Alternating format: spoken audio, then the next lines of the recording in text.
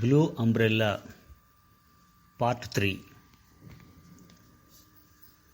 About 4 years previously, Biju had knocked a hive out of an oak tree and had been badly stung about the face and legs.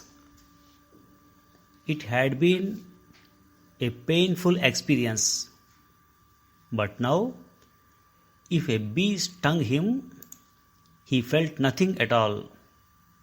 He had been immunized for life. He was on his way home from school. It was 2 o'clock and he hadn't eaten since 6 in the morning. Fortunately, the kingora bushes were in fruit and already Biju's lips were stained purple with the juice of the wild sour fruit. He didn't have any money to spend at Ram Bharosa's shop, but he stopped there anyway to look at the sweets in their glass jars. "And what will you have today?" asked Ram Bharosa. "No money," said Biju. "You can pay me later." Biju shook his head. Some of his friends had taken sweets on credit, and at the end of the month they had found they had eaten more sweets than they could possibly pay for. As a result, they had to hand over to Ram Bharosa some of their most treasured possessions, such as a curved knife for cutting grass, or a small hand axe, or a jar for pickles, or a pair of earrings, and these had become the shopkeeper's possessions and were kept by him or sold in his shop. Ram Bharosa had set his heart on having Binya's blue umbrella, and so naturally he was anxious to give credit to either of the children. But so far, neither had fallen into the trap. Biju moved on, his mouth full of kingora berries. Halfway home, he saw Binya with the cows. It was late evening and the sun had gone down, but Binya still had the umbrella open. The 2 small rents had been stitched up by her mother. Biju gave his sister a handful of berries. She handed him the umbrella while she ate the berries. "You can have the umbrella until we get home," she said. It was her way of rewarding Biju for bribing her with the wild fruit. Calling "Neelu, Gori," Binya and Biju set out for home, followed at some distance by the cows. It was dark before they reached the village, but Biju still had the umbrella open. Most of the people in the village were a little envious of Binya's blue umbrella. No one else had ever possessed one like it.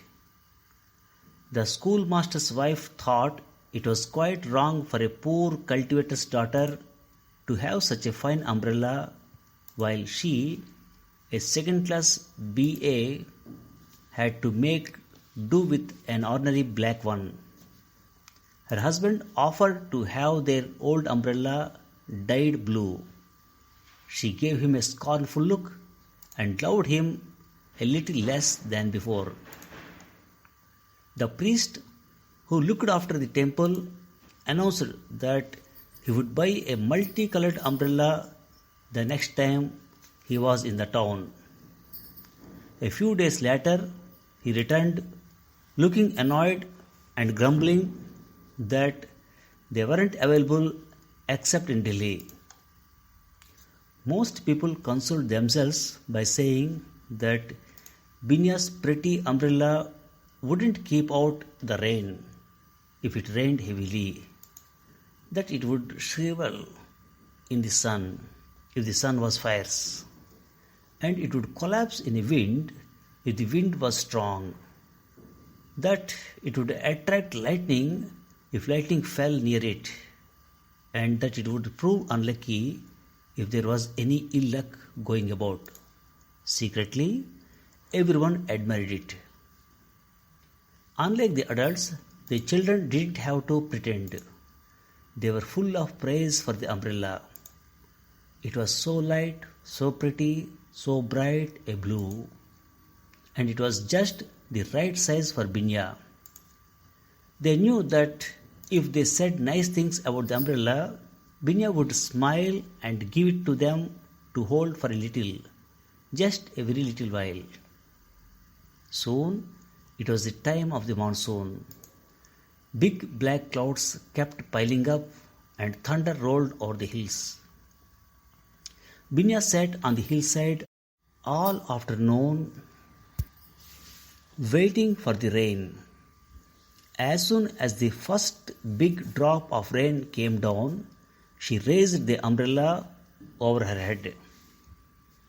More drops, big ones, came pattering down. She could see them through the umbrella's silk as they broke against the cloth. And then there was a cloud burst, and it was like a standing under a waterfall. The umbrella wasn't really a rain umbrella, but it held up bravely. Only Binya's feet got wet. Everywhere on the hillside, people were scurrying for shelter. Some made for a charcoal burner's hut, others for a mule shed or Ram Bharosa shop. Binya was the only one who didn't run. This was what she had been waiting for. Rain on her umbrella, and she wasn't in a hurry to go home. She didn't mind getting her feet wet. The cows didn't mind getting wet either. Presently, she found Biju sheltering in a cave. He would have enjoyed getting wet, but he had his school books with him and he couldn't afford to let them get spoiled. When he saw Binya, he came out of the cave and shared the umbrella. He was a head taller than his sister, so he had to hold the umbrella for her while she held his books. The cows had been left far behind. Neelu, Neelu, called Binya.